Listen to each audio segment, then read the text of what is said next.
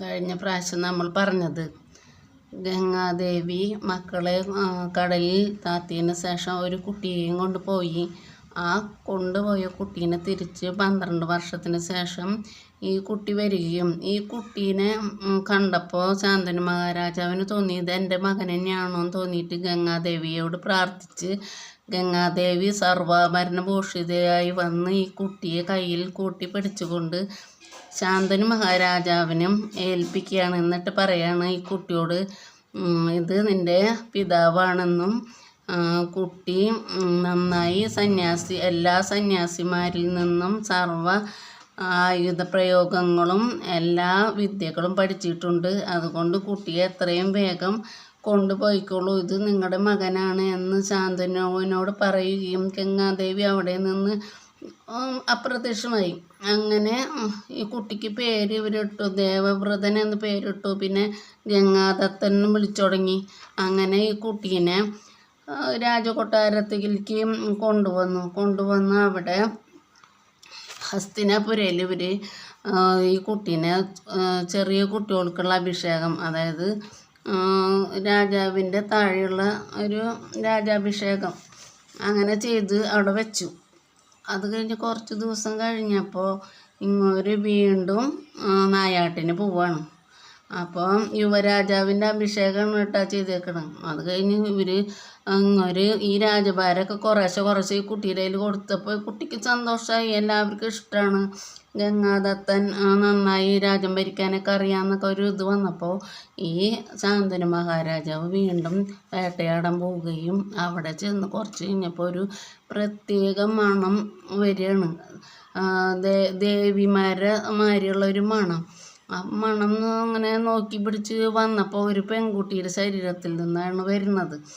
ആ കുട്ടിയോട് ചോദിച്ചു എന്താ പേരും ചോദിച്ചപ്പോൾ ആ കുട്ടി പറഞ്ഞു എൻ്റെ പേര് സത്യവതി എന്നാണെന്നും പറഞ്ഞ് അച്ഛൻ എന്ത് ചെയ്യണമെന്ന് ചോദിച്ചപ്പോൾ അച്ഛൻ ദശാനനൻ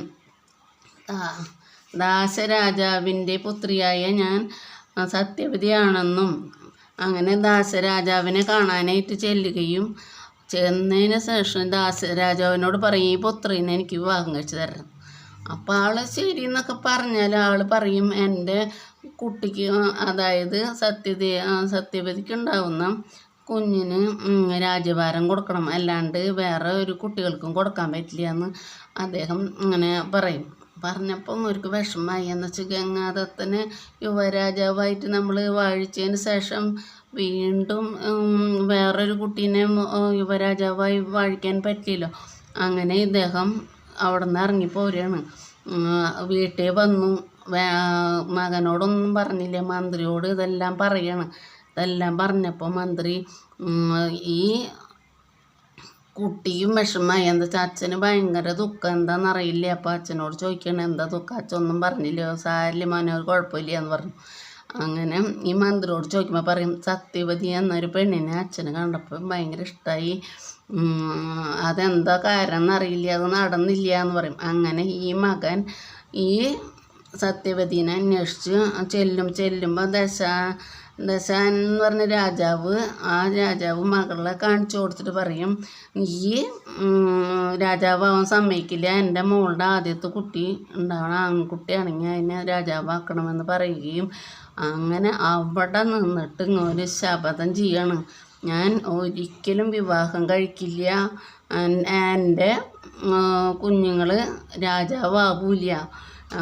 അപ്പോൾ അങ്ങനെ ശപഥം ചെയ്യുമ്പോൾ ആകാശത്തു നിന്ന് പൂക്കൾ വീഴുകയും അദ്ദേഹത്തിന് ഭീഷ്മർ എന്ന് ഒരു അശരീരി കേൾക്കും. നീ ദൈവത്തിൻ്റെ ഒരു അവതാരമായതുകൊണ്ട് നിനക്ക് ഭീഷ്മർ എന്ന് ഞങ്ങൾ പേരിടുന്നു എന്ന് ആകാശത്തു നിന്ന് പൂക്കളെല്ലാം ഇട്ടതിന് ശേഷം ദേവന്മാരുടെ അശരീരി കേൾക്കുകയും അങ്ങനെ അമ്മയെയും കൊണ്ട്, അതായത് സത്യവതിയെയും കൊണ്ട് അച്ഛന് കൊടുക്കുകയാണ്.